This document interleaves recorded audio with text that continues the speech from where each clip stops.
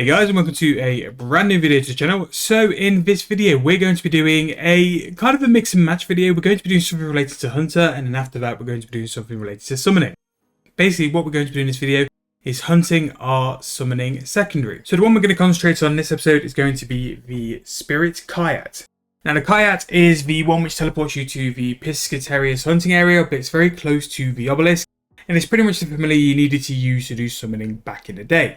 Now this is a sort of familiar you need to use if you can't use the Tavily summoning spot because the secondary is very expensive, or the Tavily shop doesn't take the secondary you're trying to sell. So what we're looking to do is to get this hide. So just to sort of give you a bit of an idea of prices, we're going to put an offer in for 200k because I'm not quite sure what the price is and I kind of want to buy it. But that's going to sell for 119,000 coins each. And these pouches are kind of one of those one-off pouches. You only need a couple to do quite a lot. Obviously a pouch lasts about an hour.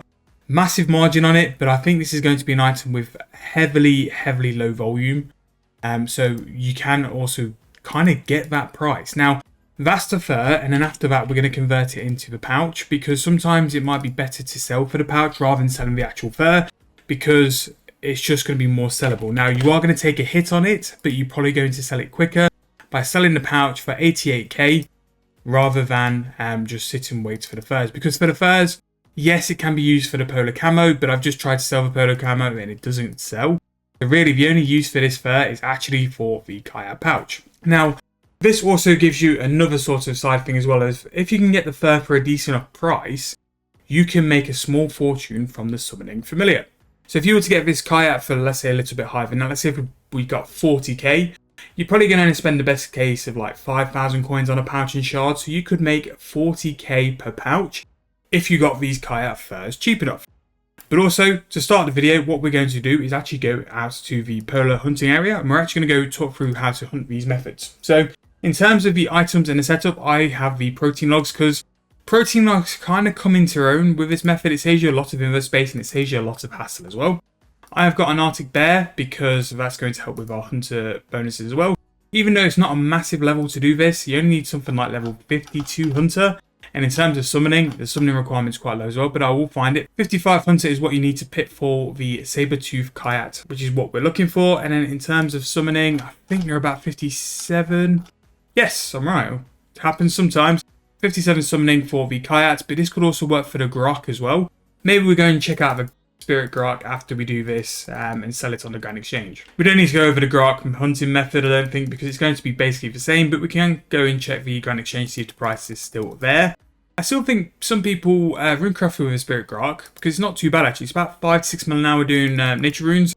For me, it's much more enjoyable to runecraft that way than the Abyss, but the Abyss is just profit. So where I'm going to do the hunting is going to be in this northeast corner here because of mainly two things. One, there are 3 traps, and there's also 3 saber-tooth Kayats.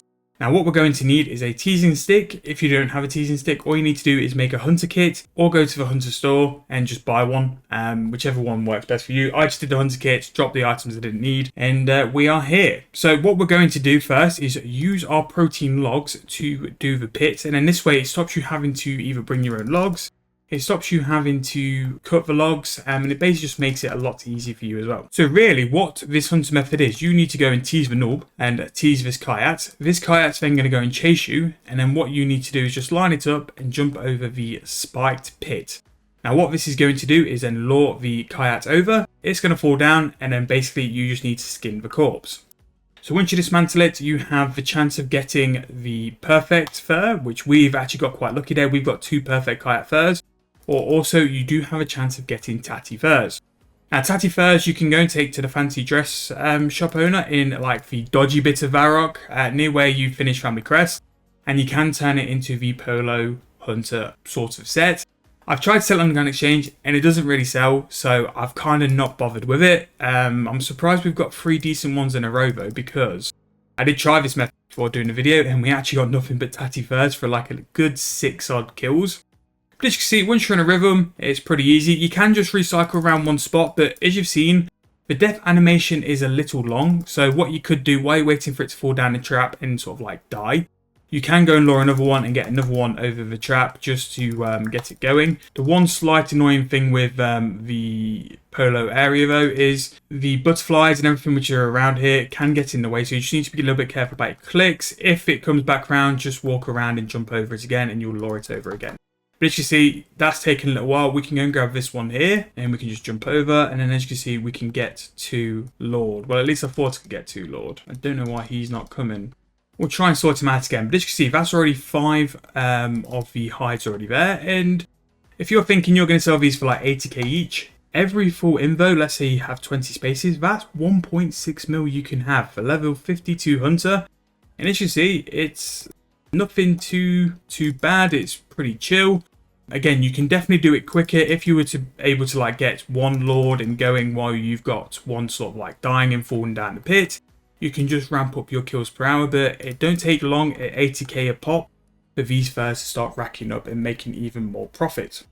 Now, in terms of the other ones, you have the Lorpra, which isn't really worth much from what I can see.